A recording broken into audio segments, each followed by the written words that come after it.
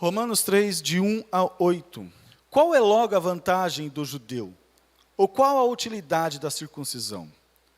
Muita, em toda maneira, porque primeiramente as palavras de Deus lhe foram confiadas. Pois que, se alguns foram incrédulos, a sua incredulidade aniquilará a fidelidade de Deus? De maneira nenhuma. Sempre seja Deus verdadeiro e todo homem mentiroso, como está escrito, para que sejas justificado em tuas palavras e venças quando fores julgados. E se a nossa injustiça for a causa da justiça de Deus, que diremos? Porventura será Deus injusto, trazendo ira sobre nós? Falo como homem. De maneira nenhuma. Do outro modo, como julgará Deus o mundo? Mas se pela minha mentira abundou mais a verdade de Deus para a glória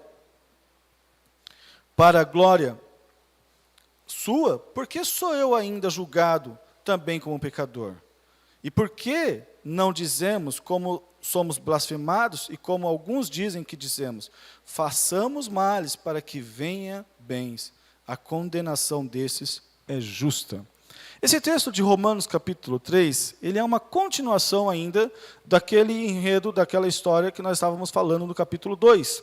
Ou seja, Paulo está chamando a atenção sobre a perspectiva correta do que é ser um judeu e do que viria a ser uma pessoa circuncidada. Esse é o ponto. E ele está continuando a desenvolver o seu raciocínio desde o capítulo 2, versículos de 1 até o 16, quando ele chama a atenção. Você que é judeu, você vai ser julgado por conta desses pecados. E ele enumera pelo menos aí uns 6 pecados que os judeus tinham. E depois ele vai chamar a atenção, descrevendo exatamente do versículo 17 ao versículo 21, as razões dessa turma, do porquê que Deus agiria com eles. Ou seja, vocês acham que são guias, acham que são mestres, mas a praticidade da palavra de Deus vocês não têm feito. E esse é um problema, porque a hipocrisia, ela é algo terrível. Ela é uma capa que a gente vê bonito, né, uma coisa bela por fora, mas que por dentro está tudo podre. É como madeira cheia de cupim. A madeira, você olha para ela, aparentemente está bonita. A gente tinha um letreiro aqui, quando eu cheguei, há muito tempo, há 10 anos atrás, e aquele letreiro, você olhava para ele, estava perfeito. Não tinha nada. O dia que resolvemos tirar o letreiro, para pintar a igreja, o letreiro desmanchou. Por quê? Era bonito por fora, mas estava podre por dentro. A hipocrisia é exatamente isso. E é nesse ponto que o apóstolo Paulo está chamando a atenção dos judeus, está descrevendo a atenção deles, dizendo o seguinte: a hipocrisia de vocês tem feito mal. O jeito como vocês estão lidando no dia a dia tem feito mal.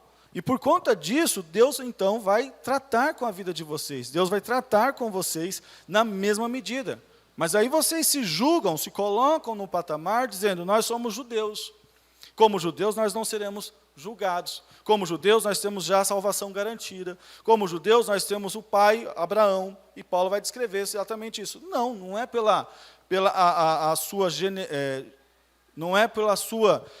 pelos antepassados seus. Não é só pela sua genealogia que você vai ser salvo. Você é salvo a partir do momento em que você crê. Você é salvo a partir do momento em que você confia. Você é salvo a partir do momento em que você se entrega para a pessoa do Senhor Jesus. Aí vem algumas perguntas, que é o capítulo 3. Bom, se você está falando que eu não sou salvo, porque eu pertenço à nação de Judá, à nação de Israel, porque eu pertenço sou filho de Abraão e não sou salvo por conta disso, qual é a vantagem então que eu tenho de ser judeu? Qual é o benefício? Paulo então descreve assim: muita vantagem. Primeiro, vocês foram pessoas que foram escolhidas por Deus.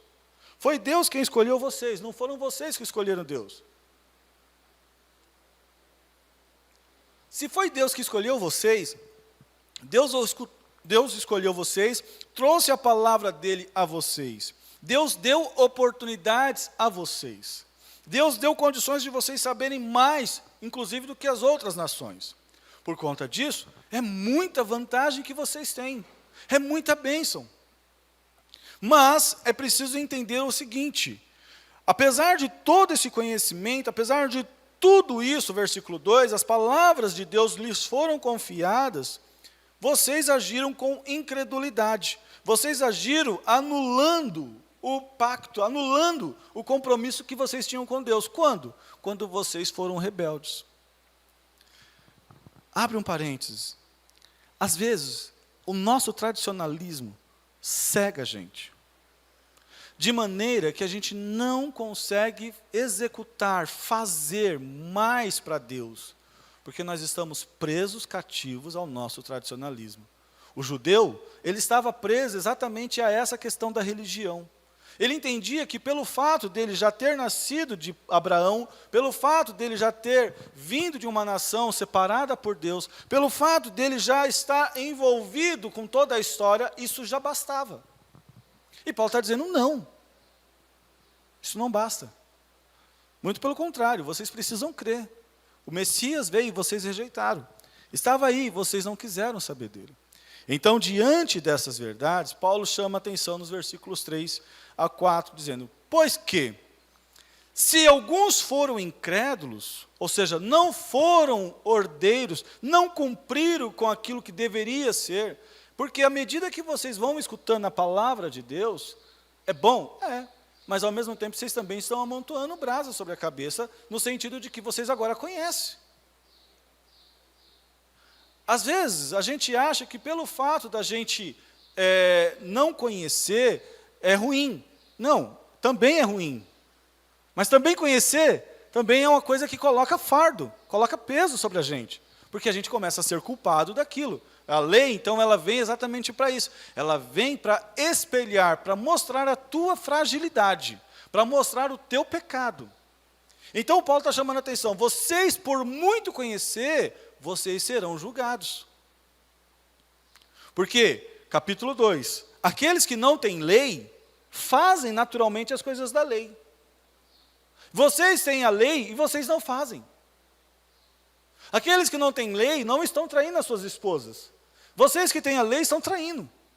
Aqueles que não têm lei não estão roubando os santuários. Vocês que têm lei estão roubando. Então, porque vocês conhecem, muito mais ainda, vocês serão julgados. E aqui eu quero chamar a atenção, porque é o argumento que o apóstolo Paulo vai chamar a atenção do juízo. O juízo de Deus, ele anda em equilíbrio juntamente com a graça de Deus. O juízo de Deus anda em equilíbrio juntamente com o amor de Deus. Não é desequilibrado. Deus não vai ser mais gracioso e menos juiz. Deus não vai ser mais amoroso e menos juiz. Anda equilibrado. É por isso que Ele é Deus. Tudo nele é perfeito.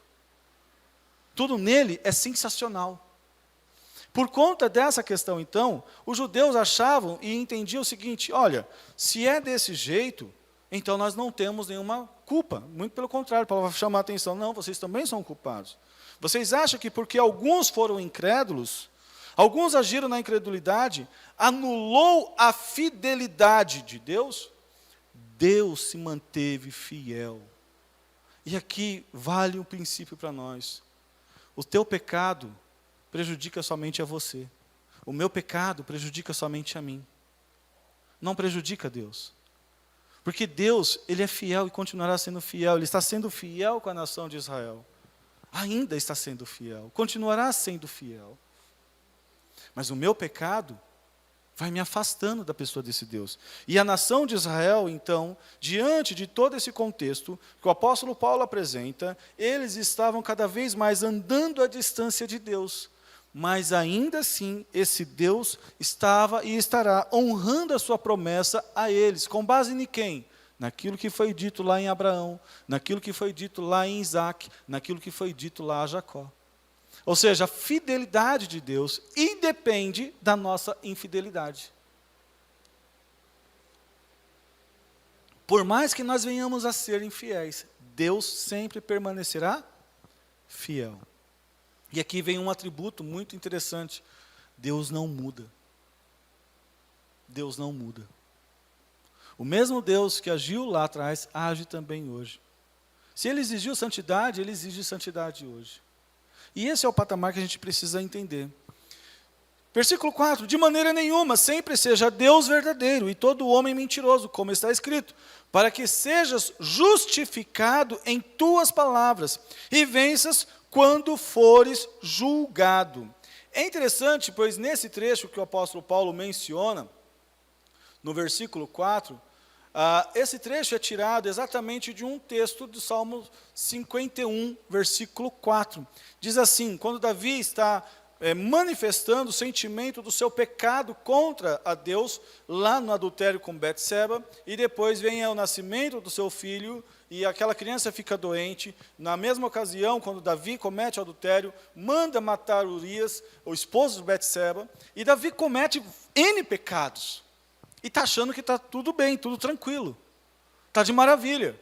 Até que vem o profeta Natan e fala, você, Davi, você cometeu esse pecado, você é o cara culpado. E Davi, então, entra num arrependimento muito profundo e escreve o Salmo 51. E nesse salmo é interessante porque ele chama a atenção do pecado que ele tinha. Pois, versículo 3, conheço as minhas transgressões e o meu pecado está sempre diante de mim.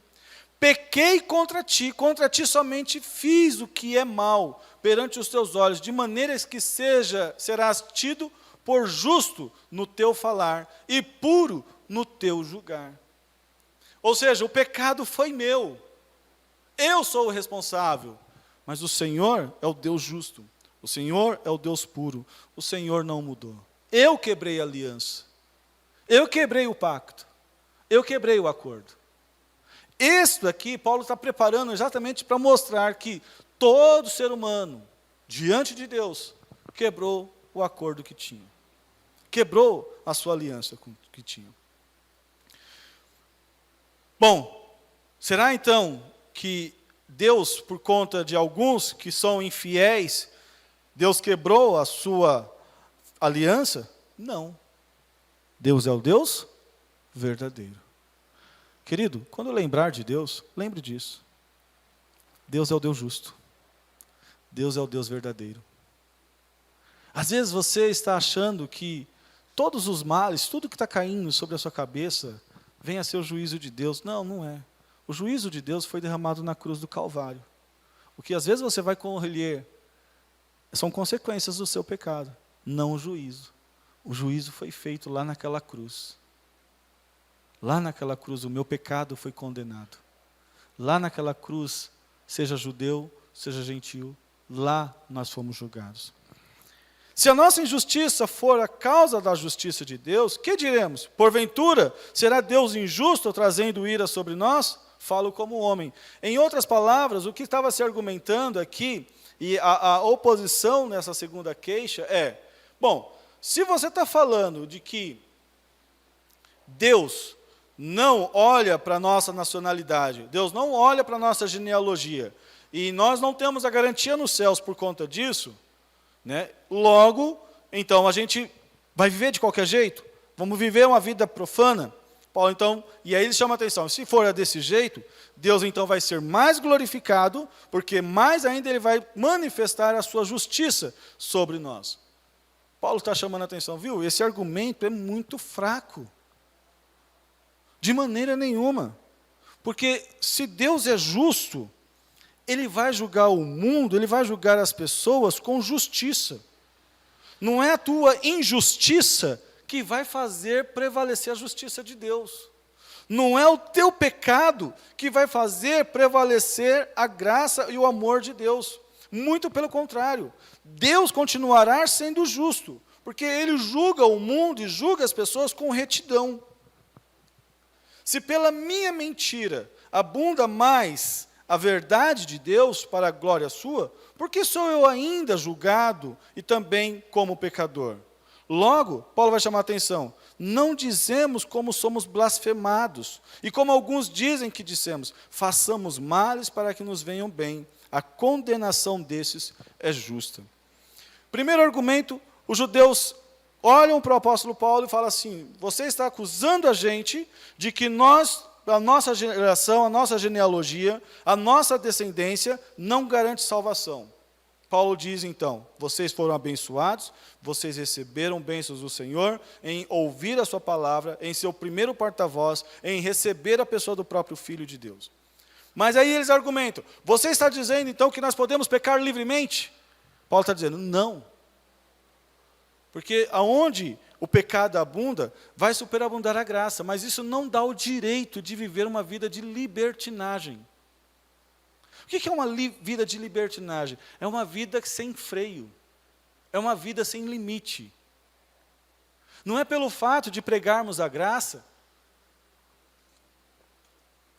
não é pelo fato de pregarmos a graça de Deus que nós estamos livres para fazer o que bem entendemos.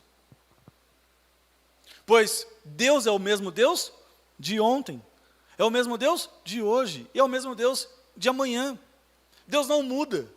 As exigências de santidade que Ele exigia do seu povo, Ele também exige de nós. Como diz lá em 1 Pedro, vocês têm que ser santo como eu, Senhor vosso Deus, sou santo. É parte, faz essencial.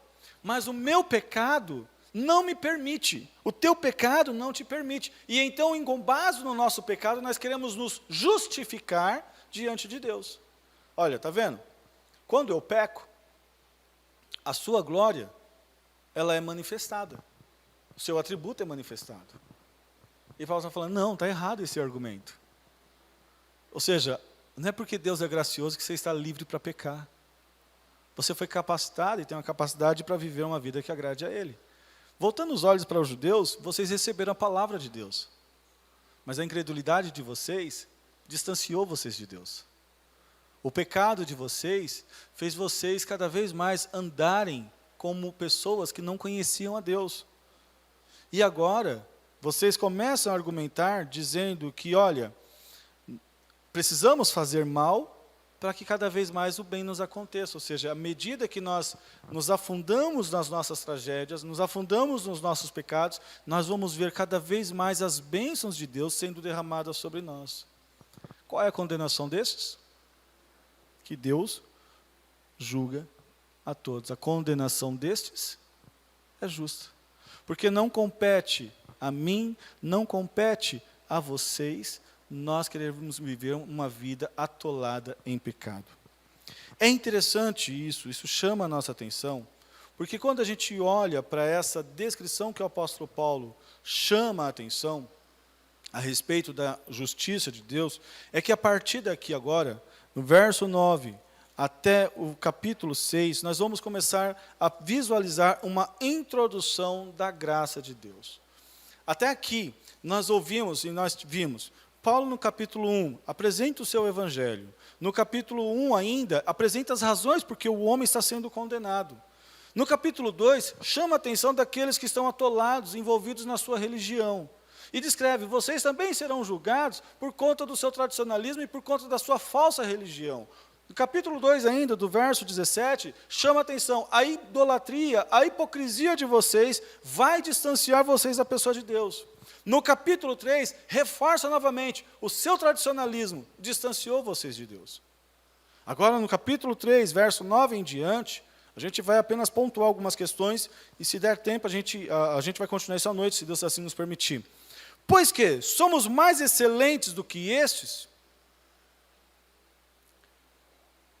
Somos mais excelentes do que esses que receberam a graça de Deus através da Torá? Somos mais excelentes do que esses que tiveram o privilégio de ouvir a voz do próprio Deus? De maneira nenhuma. Pois já antes demonstramos que tanto judeus como gregos, todos estão debaixo do pecado. Aqui não tem escapatória. Pastor, peca. O padre, peca. O papa, peca. O rabino, peca. O budista, peca. O monge, peca. A Bíblia chama a atenção de que não tem essa questão de você ter nascido dentro de uma igreja ou de você ter nascido no maior bordel que possa ter no mundo. Você e eu, nós nascemos debaixo do pecado. Nós não somos mais excelentes do que os judeus. E olha que o ser judeu, o fato de ser judeu, ao longo da história, não teve privilégio muito. Um povo que completamente foi dizimado N e N vezes. Deixa eu só pegar aqui um ponto para os irmãos entenderem como que essa questão a respeito do povo judeu chama a atenção. Aqui. Por cerca de 2 séculos, os judeus foram oprimidos pelo poder bizantino. Um pouquinho mais atrás. Olhando para a história bastante trágica do povo judeu, não está inclinado a pensar que nem tenha ouvido qualquer vantagem em ser judeu. Apesar da realidade que esses, uma estirpe tão nobre da humanidade e escolhidos por Deus na sua história, tem sido uma saga de escravidão, sofrimento, guerra, perseguição, calúnia, cativeiro, dispersão, humilhação. E ao longo da história a gente vê exatamente isso. Um povo escravizado, um povo hostilizado, um povo perseguido. Não teve privilégios, humanamente falando, mas divinamente teve. É um dos únicos povos que foram sofrendo tantas perseguições, que se tentou ser dizimado, que ainda está aí. E sabe quem guardou? Deus. Deus protege aquela nação. Deus protege aquele povo. Mas isso não quer dizer que eles não sejam pecadores. Isso não quer dizer que eles são melhores do que nós.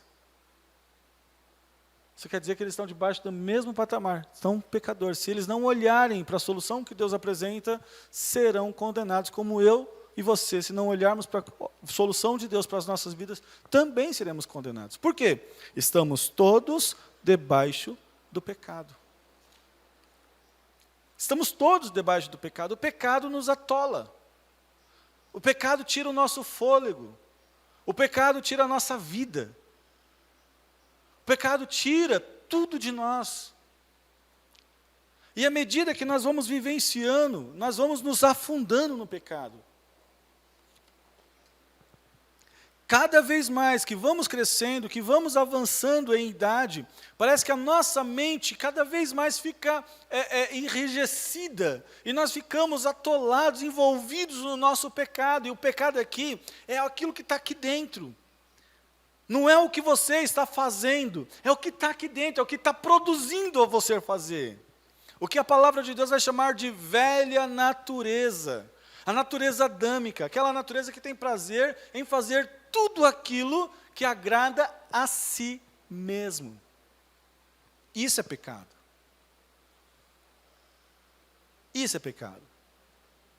Pecado não é quando somente você vai lá, e é interessante porque Jesus definiu isso muito claro quando ele fala a respeito do Sermão do Monte, e ele fala, olha, se você só simplesmente olhar para uma mulher e desejar, você já cometeu o pecado, porque na mente humana era, não, para eu pecar eu tinha que me deitar com aquela mulher. E Cristo fala, não, o fato já de desejar já é pecado. Por quê? Porque aqui dentro já produziu o sentimento. E Tiago vai chamar a atenção de que as nossas concupiscências, os nossos fortes desejos, nos levarão cada vez mais inclinados ao pecado. Então, tudo aquilo, gente, que às vezes a gente tem, que nos distancia, seja mentira, seja raiva, seja um olhar exclusivamente para si, aquele olhar de autocomiseração, seja aquele olhar, seja aquela atitude que você tenha em querer menosprezar, se vangloriar em cima das pessoas. E aqui a gente poderia citar N's e N's e N's pecados. Tudo isso é fruto de uma natureza que está em você. E que faz você andar exatamente à procura, à produção, ao envolvimento do pecado. Como que a gente se livra disso? Essa é a grande questão. Então, alguns vão chamar a atenção, bom, eu me livro disso sendo uma pessoa justa. Então, começa a trabalhar nessa sua justiça. Eu me livro disso buscando a Deus. Então, ele começa a tatear buscando a Deus. Eu me livro disso fazendo coisas boas. Então, ele começa a fazer tudo isso. Eu me livro disso como? Eu me livro disso tentando fazer aquilo que agrada a Deus, com o meu esforço.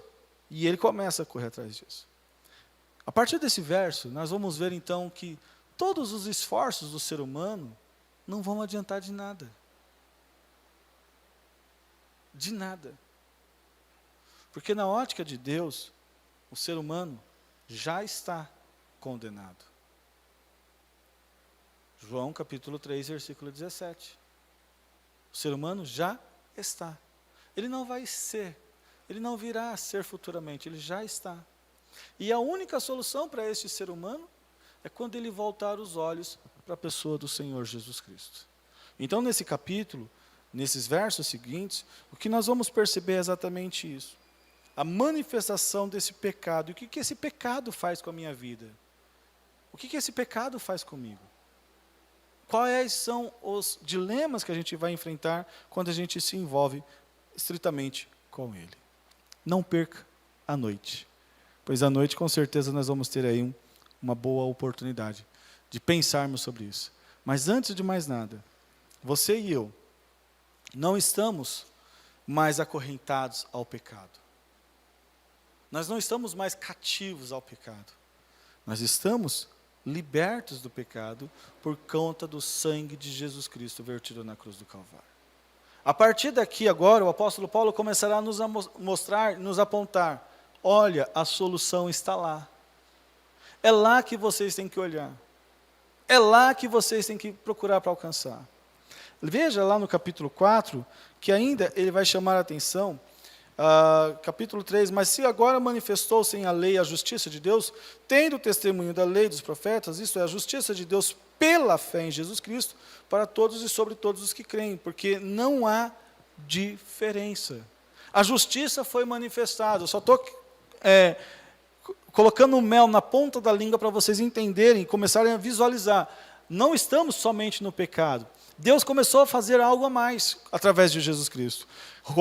Capítulo 4, versículos 6. Assim também Davi declara, bem-aventurado a quem Deus imputa justiça, sem as obras, dizendo, bem-aventurado aqueles cujas maldades são perdoadas. Ou seja, a pessoa que olha para o que Cristo fez, ela se liberta, ela quebra essa corrente do pecado.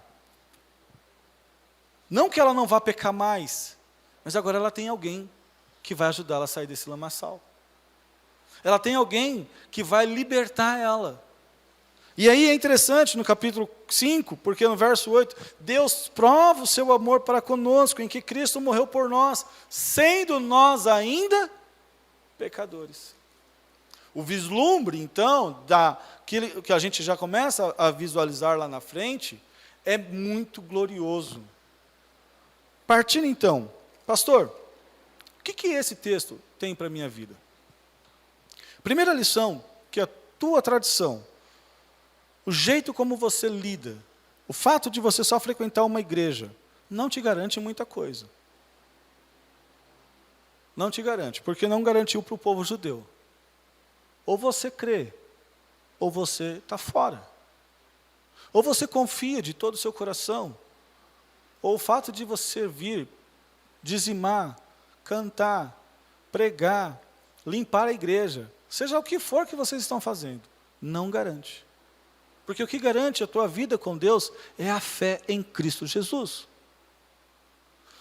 Pastor, então, pelo que você está falando, não há necessidade de estar na igreja? Não, muito pelo contrário, você precisa estar aqui. Porque é aqui que você vai ser fortalecido. Lembrando que, à medida que você vai conhecendo mais as Sagradas Escrituras, mais você vai tendo consciência de quem você é.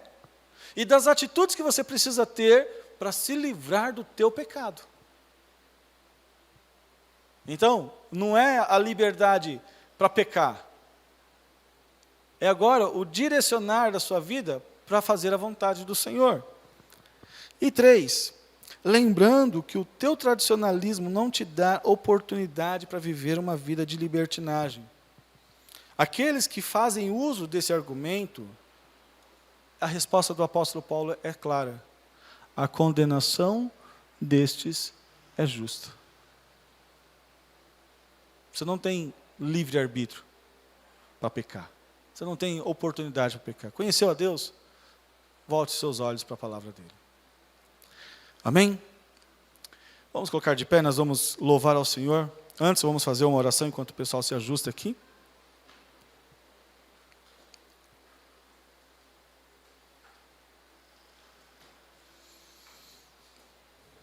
A nossa esperança está na pessoa do Senhor Jesus Cristo.